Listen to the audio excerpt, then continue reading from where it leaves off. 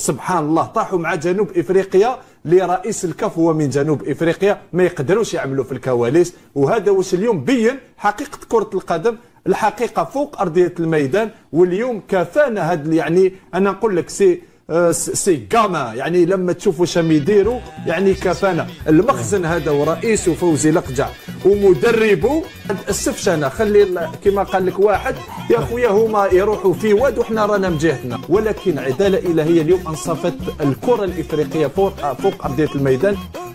السلام عليكم اخواني اخواتي، دائما في اطار كره القدم.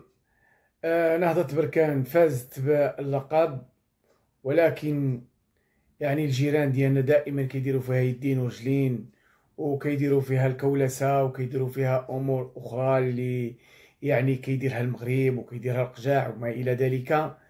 غندوزو باش غادي نتصنتوا الرد ديال السيد المغودي، يعني اللي علق على هاد كما تعرفون، كيف كتعرفوا بان المغودي يعني محلل رياضي يعني ناجح صراحه. فبغيت نشارككم معايا اخواني اخواتي باش نتصنتوا التحليل ديالو، هذا التحليل ديالو الرائع الموفق. غنشوفوه شنو قال على الفوز، وغنشوفوه اشنو قال على الناخب الوطني. فيلا معايا اخوتي نشوفوا هذا التحليل. سأبدأ بالأستاذ محمد المغودي الحديث عن نهضة بركان، ولكن قبل هذا ربيع عمل لي ملاحظة مهمة جدا. قال لي مثل ما الأستاذ محمد المغودي لابس بالبرتقالي باعتبار امتياز وتفوق وتألق نهضة بركان، أيضا كابتن علاء ميهوب لابس بالأزرق والأبيض. كابتن علاء ميهوب قال لي لابس بالأزرق والأبيض احتفالا أيضا بالتعادل الثمين لبيراميدز. هي تعرف كابتن علاء، هي علامة، هي تعرف الملاحظة هذه ما تقدر تجي إلا من فرعوني أصيل، يعني من محب أصيل لنادي بيراميدز الحقيقة. وربيع هو اللي قام بالملاحظة يعني حتى تكون الأمور واضحة. من واحد مركز مع بيراميدز كابتن ربيع. مركز احنا كلنا أزرق. لا طبيعي في الفترة الأخيرة كنا لا أزرق. ان شاء الله رب يفوزوا البطولة يا رب ان شاء الله. انت مش كنا ازرق على الانتر يعني بعد الانتصار تاع برشلونه. والله فكرتيني. حتى باريس سان جيرمان ازرق يعني حتى تكون الامور واضحه. نمشي مباشره استاذ محمد المغودي والحديث عن نهضه بركان. الحقيقه تتويج مهم جدا استاذ محمد المغودي. كيف تعلق على هذا التتويج؟ لانه الحقيقه نهضه بركان، وانا تحدثت على الاجواء العالميه على الانتر وباريس سان جيرمان، تقريبا الفريق الوحيد في العالم الذي لم يخالف التوقعات. توقعنا منذ البداية أنه ممكن يكون نهضة بركان بطل وتمكن من تحقيق هذا الإنجاز. في الشامبيونز ليج الأوروبية ممكن كان برشلونة الأقرب، شاهدنا باريس سان جيرمان والإنتر. في بقية المسابقات تقريبا كلها لم تكن متوقعة، لكن نهضة بركان حتى على المستوى العالمي كان الفريق الوحيد الذي لم يخالف التوقعات.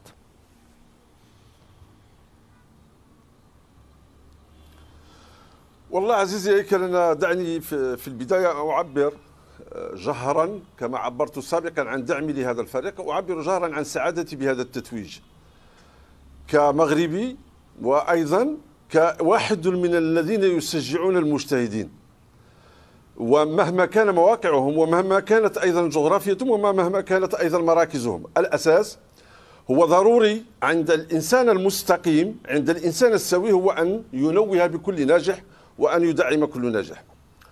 وفي هذا السياق عزيزي لا تعليق لي أكثر مما ورد في التهنئة الملكية، والتي كانت قوية لا في كلماتها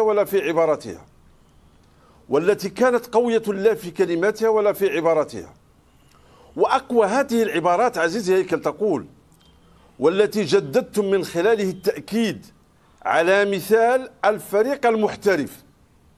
إذن اعتراف الملكي باحترافية فريق نهضة بركان، والاحترافية تعني أن فريق مؤسساتي، تعني أن فريق واضح في استراتيجيته، تعني أن أيضا فريق يشتغل بوضوح وبشفافية وبحكم. وأضافت التهنئة الملكية المتشبع بالروح الرياضية، بمعنى أنه لم يمارس، وأنا من خلال هذه الرسالة الملكية أرد على كل الحاقدين والمشككين من داخل المغرب حتى لا يفهم كلامي بالخطأ. المتشبع بالروح الرياضية بمعنى أنه التزم الروح الرياضية والتنافسية العالية. هذا إقرار الملكي وليس إقرار المغودي أو غيره. ومن هذا السياق ومن داخل هذا السياق وأنا أقول ومن داخل هذا الفرح أقول أيضا عزيزي هيكل أننا أنا شخصيا لم أعد أقرأ دفتر الحالات وتعزيزات في هذا السياق.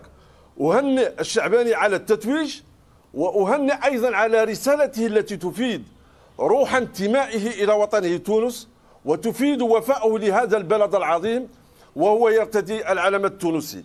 هذه الحركة أعجبتني وأفرحتني لأن مثل هذا النوع يكون صادقا يكون وفيا يكون مخلصا ولا خوف منه، والخوف أيضا عليه وبذلك يجب أن نحميه. أقول لكل البركنة هنيئا لكم بهذا التتويج، سواء المسيرين أطقم تقنية لاعبين وجماهير داخل المغرب وخارج المغرب. الوحيد الذي لا أهنئه هو فوزي القجاع، بل أقول له شكرا لأن في عهدك أصبحنا نطمح فقط إلى الألقاب وطموحاتنا أصبحت قوية.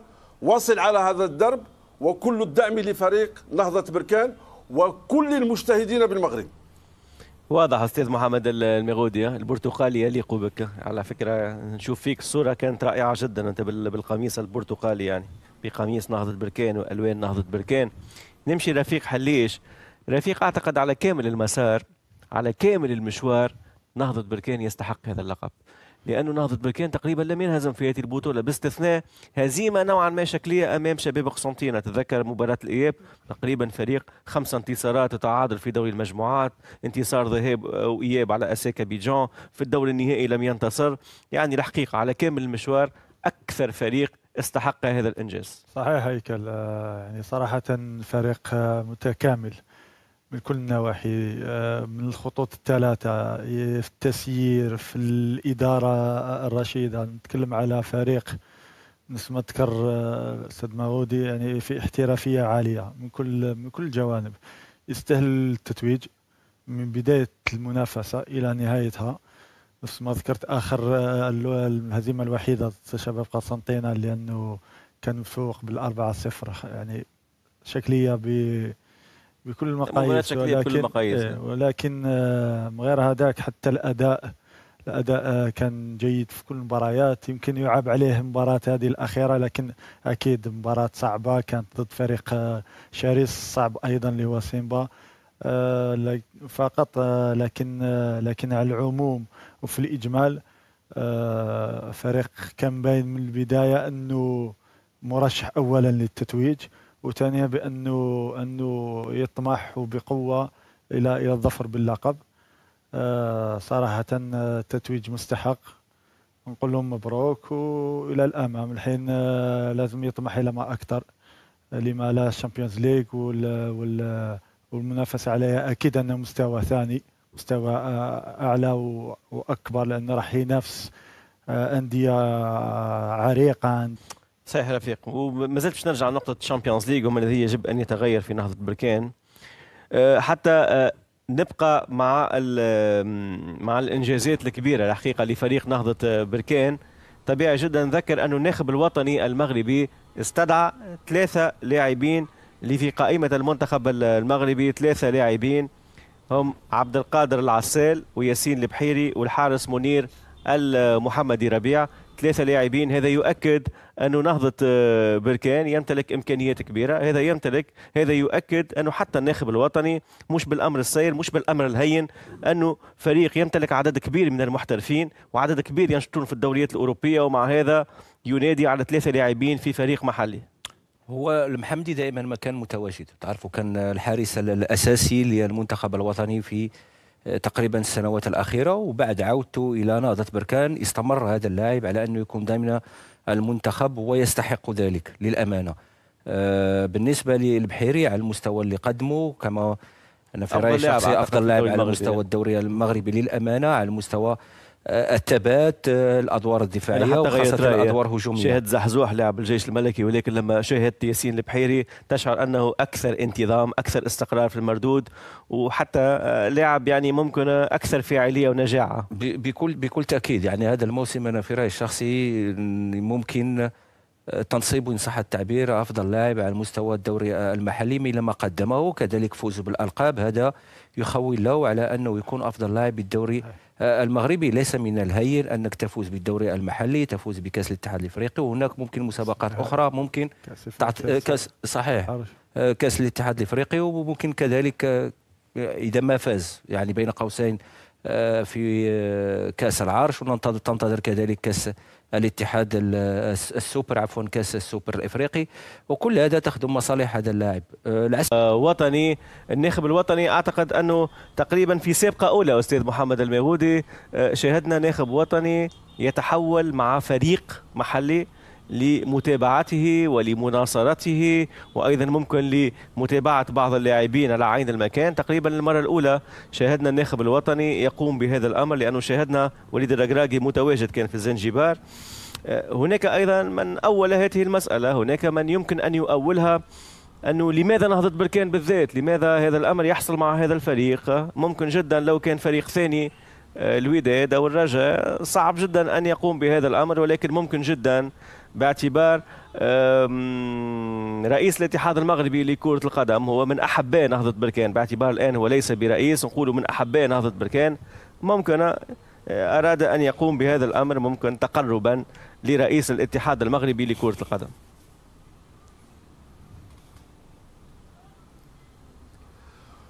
والله عزيزي هيك أنا سأكون معك صادقا، أنا لست متفقا معه بالمطلق أن يتنقل إلى تنزانيا لمتابعة لقاء نهضة بركان، لأنه هو لا يتابع لقاءات حتى المنتخبات الوطنية الصغرى، لا يتابع أيضا البطولة الوطنية إلا قليلا. أعتقد أن هذا السفر كان شكليا وكان فقط يثير النقاش لا جدوى منه. وأنا أعرف بأن حتى من فريق نهضة بركان لن يستدعي أي لاعبا للفريق الوطني الأول ما عدا المحمدي الذي يفرض نفسه.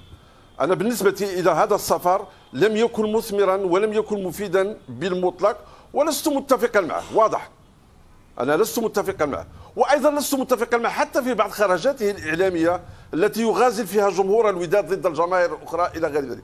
هناك أشياء كثيرة يجب أن تصحح في هذا المدرب، وهذا موقفي واضح ولا أخشى أحدا في ذلك. فقط عندي توضيح بسيط جدا عزيزي هيكل، هو أن فريق الكوكب المراكشي أيضا من الفرق الوطنية التي فازت بكأس الاتحاد الإفريقي مع المدرب عبد القادر يومير، وحينما كان عميد الفريق هو هشام الدمعي. فقط هذا المعطى في التقرير لم يرد. وأيضا سبق لنا وأن انتقدنا الحكم بقوة، أعتقد أن الحكم كان في مستوى عالي جدا جدا. وأنا أقول لوليد الركراكي رجاء التزم نوعا من الهدوء، نوع من الرزانة، لا في خرجاتك لا في تنقلاتك ولا في تصريحاتك. لسنا في حاجة إلى هذه النقاشات الهامجية. وأيضا حتى فريق نهضة بركان ليس في حاجة إليك. معين الشعباني مدرب كبير، مدرب بألقاب، مدرب بشخصية قوية، مدرب يعرف ما يقول، وليس في حاجة إليك لا في السماء ولا في الأرض. ولو انه هو كفعل، خلينا نكونوا واضحين استاذ محمد الميغودي، هو كفعل راهو فعل جيد، انه ناخب وطني يساند نادي محلي يعتبر امر جيد، ولكن هذا الامر يجب ان يطبق على كل الانديه. الان سافرت مع نهضة بركان، يجب ان تسافر مع كل الانديه، وطبيعي هذا السفر ليس في قالب وصايه على الاطار الفني لاي نادي محلي حتى تكون الامور واضحه. وانا نعرف معين، نعرفه جيدا معين، مستحيل انه يقبل اي وصايه او اي تدخل في الشؤون الفنيه يعني. تفضل استاذ. شوف عزيزي هيكل، أنا أقول مثل هذه النقاشات لسنا في حاجة إليها.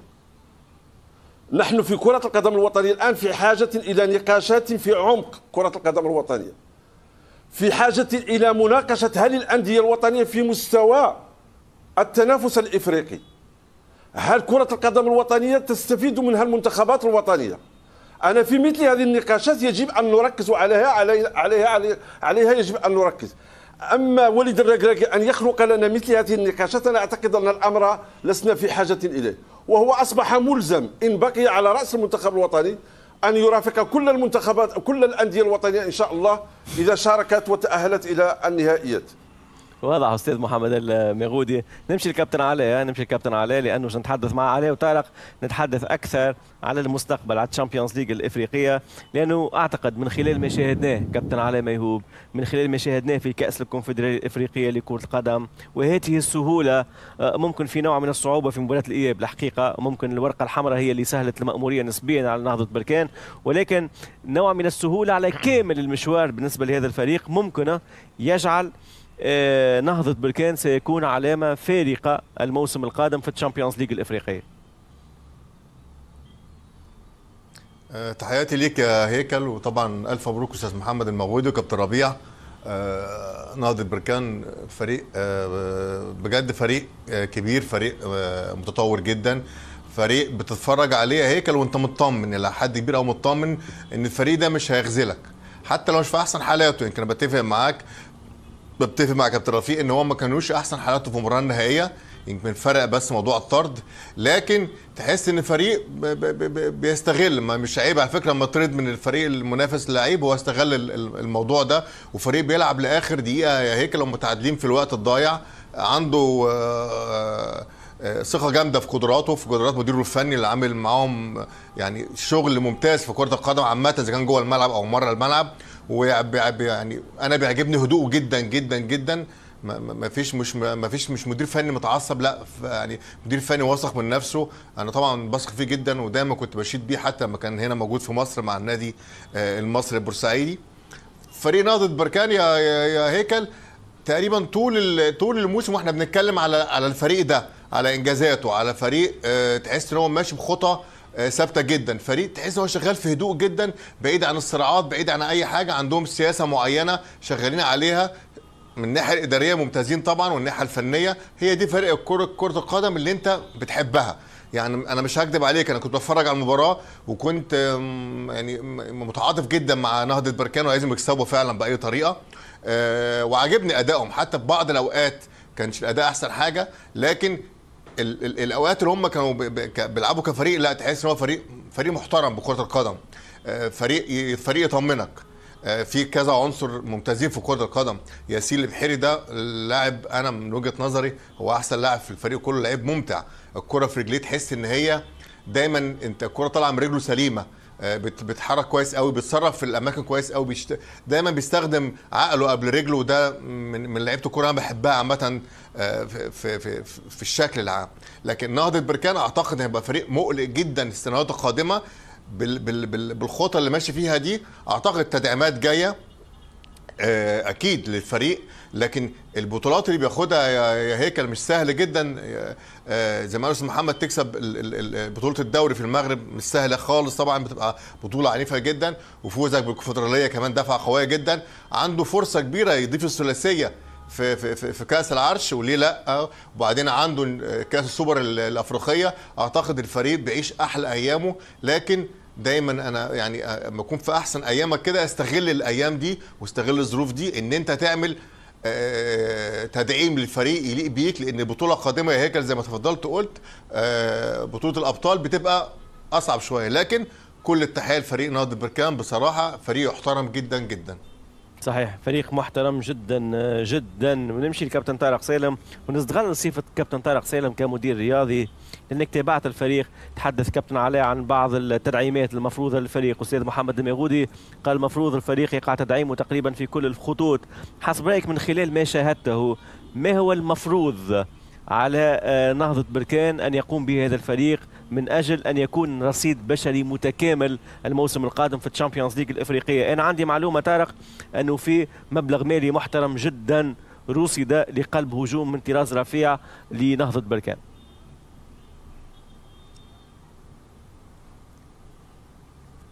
أكيد هو هيكل معناتها دائما في الكرة نقولوا العمود الفقري نتاع الفريق، حارس مرمى، مدافع محوري، لاعب محور، يمكن صانع العاب، ومهاجم. هذوما معناتها يلزمهم يكونوا من الطراز الرفيع. اكيد نهضة بركان عنده لاعبين ممتازين، قدر يعمل فريق محترم ومحترم جدا، لكن في الشامبيونز ليج الافريقيه المستوى باش يكون مستوى افضل بكثير. معناتها يمكن المقابله اللي لعبها ضد سيمبا فما بعض النقائص في الفريق ظهرت من خلال خاصه النص ساعه الاولى نتاع المقابله.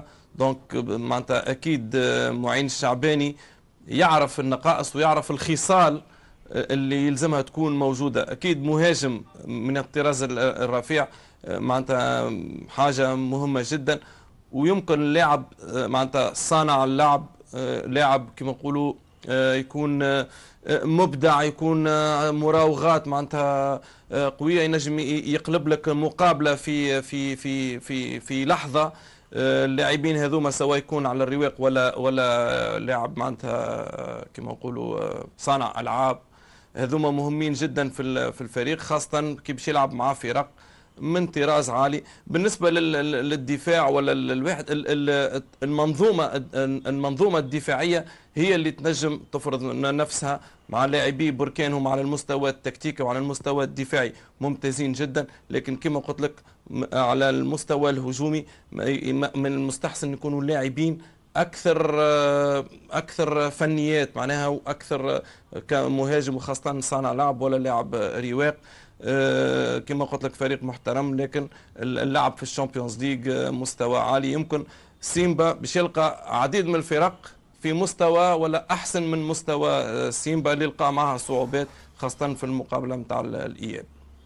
نختم معك طارق بالنسبه لهذا المحور الاول في كلمه بالنسبه لمعين الشعباني، لانه معين الشعباني حقق اللقب. معين الشعباني الحقيقه فاز باثنين تشامبيونز ليج مع الترجي الرياضي التونسي، فاز بالكونفدراليه الافريقيه لكره القدم مع نهضه بركان. يعني الحقيقه مدرب في تطور مستمر، مدرب القاب باتم معنى الكلمه. واعجبتني كثيرا ما قاله، الكلمه اللي قالها كابتن علاء منذ قليل، يعني الحقيقه هدوء غير عادي بالمرة في أصعب المواقف، تجده متحكم في أعصابه، هادئ بطريقة رهيبة جدا.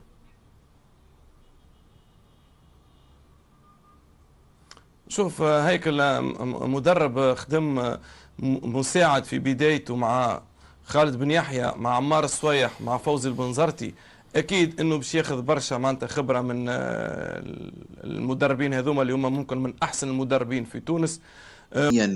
نادي نهضة بركان المغربية بكأس الكونفدرالية الإفريقية، وجاء هذا التتويج بعد تحقيق التعادل الإيجابي، هدف داخل كل شبكة أمام نادي سيمبا في المباراة التي جمعت بينهم يوم الأحد في زنجبار. وكانت مباراة الذهاب قد انتهت بفوز البراكنة بهدفين مقابل لا شيء في الملعب البلدي ببركان. وتحول الفريق البركاني إلى تنزانيا وبالضبط إلى زنجبار وسط مضايقات من الفريق التنزاني، بدأت بالمطار وصولا إلى مقر الإقامة وكذلك لأرضية الملعب، إلا أن الفريق البركاني كان عازما ومركزا على هدفه وهو العودة باللقب، وهو ما تأتى له. وكانت المباراة صعبة للغاية، بحيث تمكن فريق سيمبا من تسجيل الهدف الأول لهم في الشوط الأول، وفي الشوط الثاني استغل الفريق البركاني طرد والنقص في فريق سيمبا ليسجل البديل سيدي بي هدف التعادل في الدقيقة الثانية من الوقت البدل الضائع، ليمنح بذلك التعادل للفريق البركاني ويعلن رسميا تتويج الفريق البركاني باللقب، وهو اللقب الثالث لهم في تاريخهم، ليصبح بذلك أكثر الفرق تتويجا بلقب كأس الكونفدرالية الإفريقية إلى جانب النادي الصفاقسي التونسي.